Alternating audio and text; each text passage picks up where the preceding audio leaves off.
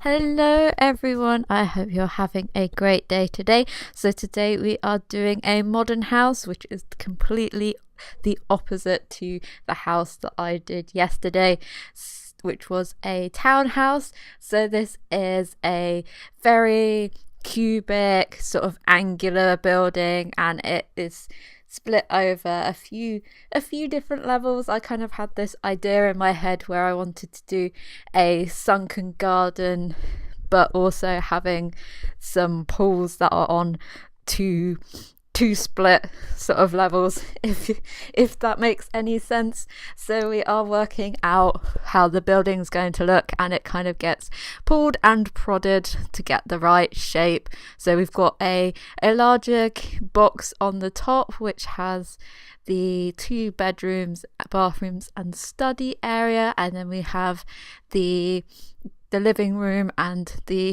foyer on the ground floor, and then in the basement we have the kitchen and the dining room. So we are using a black, white and green color scheme for this build. So all the green stuff is to represent bringing in some of the nature from the outside, and we've also got wood as well, just to tie in with the greenery and kind of connect it back to the nature. And then we've got the stark contrast of the black and the white, even using white concrete for the floor as well, and adding in a second pool. So it kind of wants to have a tiered effect from the very top of the house all the way down into the sunken garden, and doing something a bit different with the stairs down and having them kind of look like a triangle to create a few more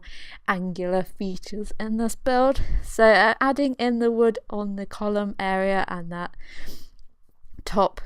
middle part, just to bring in a different texture on the outside, because it was looking a bit too white, if that can be possible. It can, because it was. So that just ties it into the ground a bit more, and then adding that in for the sunken part of the garden as well. So now we're going to work on the layout. So we are putting in the stairs for the foyer bit, and there are quite spacious rooms. Some of the bedrooms could probably be split into a few more if you wanted a few more Sims to live in this lot, but everything is rather generous, and they've both got en suites and walk-in wardrobes and all the exotic things that you might need in a modern house. And I did try to do a few different things in this build, which we will see when I finally get inside to furnishing the build and adding in all the lights. I tried to put them round so they were actual light fittings as well, because I always have to try and remember to place all the lights properly, and all the doors kind of match as well. So they've got the wood neutral tones with the black frames around as well. And then the flooring, we just go for, I think the kind of pine wood floor to match the doors, but the frames match the windows. So this is the living room, so it's kind of using all the more modern sort of looking furniture, which we don't have too much of. So I thought this is where I start bringing in the green sort of element and trying to connect it back to the outside. So we've got the green sofas and then a neutral carpet, and I add in a lot of foliage as well.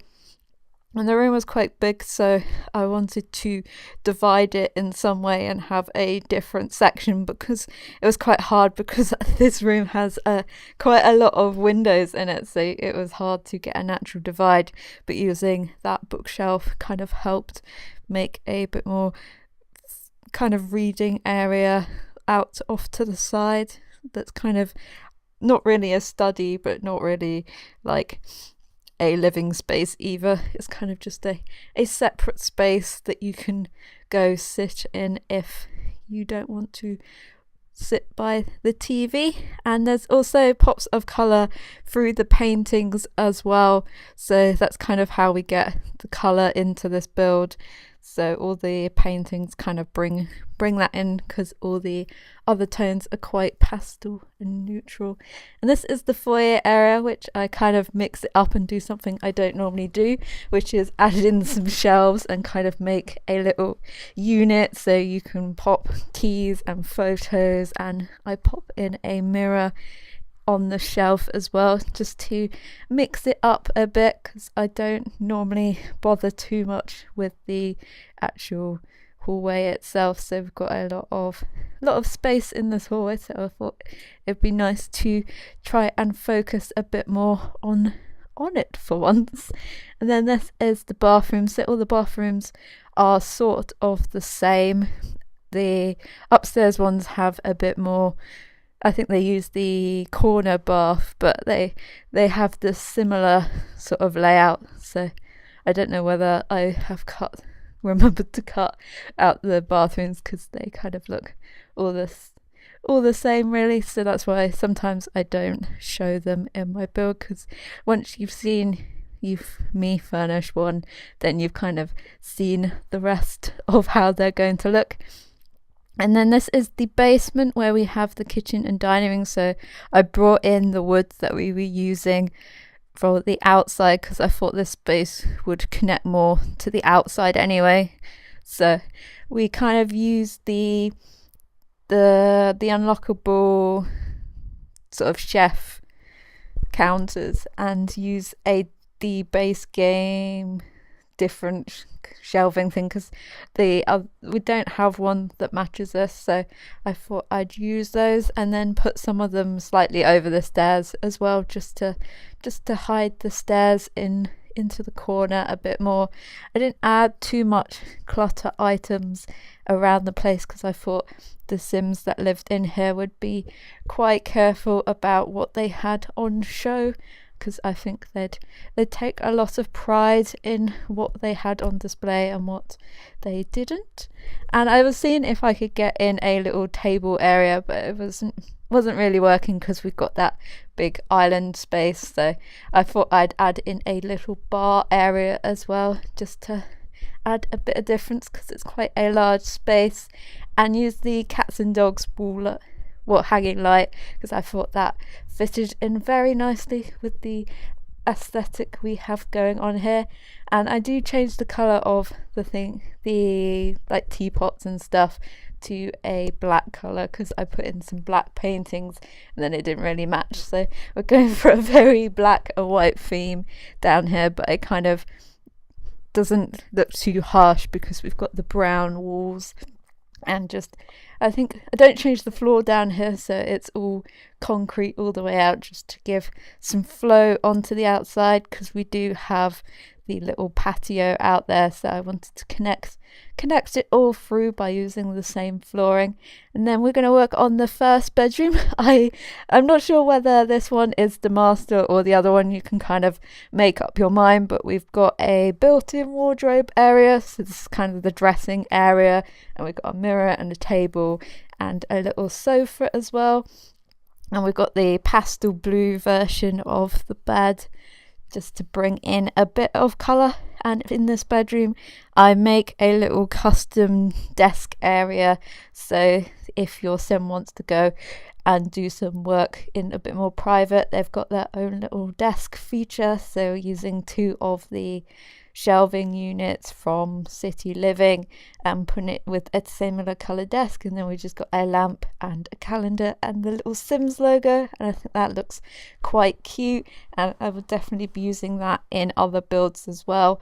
And then just bringing in the blue colours and tones in the paintings as well that we have about, and making sure I have got a lot of greenery as well. So then this is the adjoining bathroom, so we're using that little nook to put in a sink and a plant behind it, just to get in the greenery without taking up any space, and just rearranging things so they fit better, and adding in all the essentials.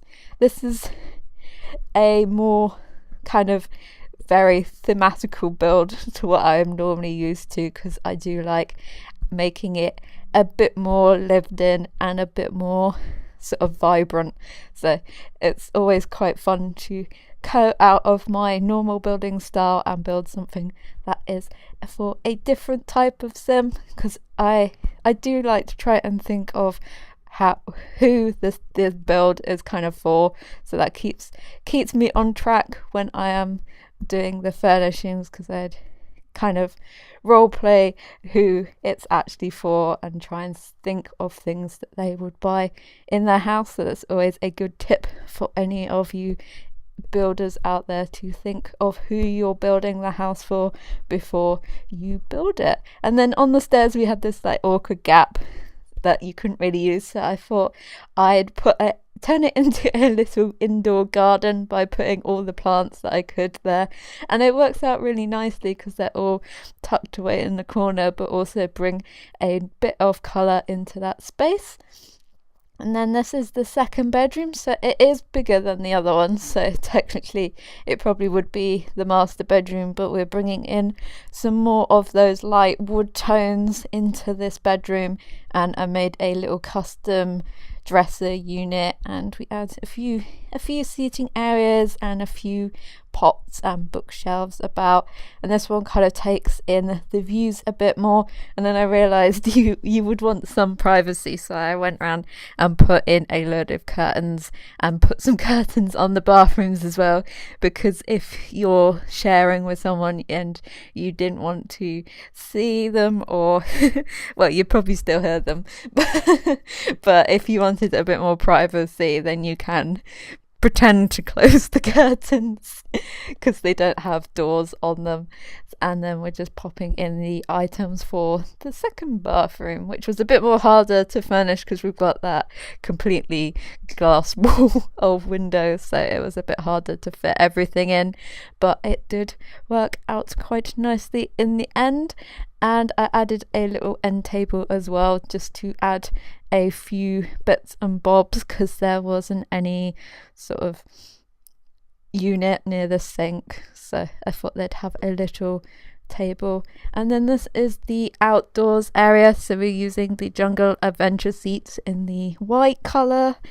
I thought that would kind of fit with the theme, because they are quite angular and kind of emulated the building in their style a bit. And I also added in a basketball hoop over the pool, because I thought that would be quite a fun thing. It would be quite cool if they could do water sports kind of in the pool, which would be quite fun. And we also add in some toddler fairy lights down the bottom, just to add a bit of fun, and add in some sun loungers as well by the second pool area, just to add a little bit of detail. And then I wanted to add in some more greenery down the bottom to kind of make it a bit more sheltered, so we're just adding in some of the stuff from Jungle Adventures and building up the wall a bit, just to make it look a bit more enclosed than it actually is. And in the middle space where we have the grass, I make a little water feature out of some of the hanging plants, and I put a little fountain in. And then I had to use a pool because I forgot that the ponds only work on the ground floor, so we have a little water feature. And then I add some of the flatbed plants just to add in a bit of texture, just instead of just having the plain grass. Kind of gives it a bit more realism to it and adds a bit extra contrast between the really flat concrete and the plants. And then in just around the outside we've got a little line of the trimmed bushes, and then we've got some of the cypress trees as well, and then just added in a few of those modern features. And then we have a little custom mailbox, and I imagine that would be their house name on this plaque, and the post box goes next to it, and just adding in a few more green walls about, just to break up the white space.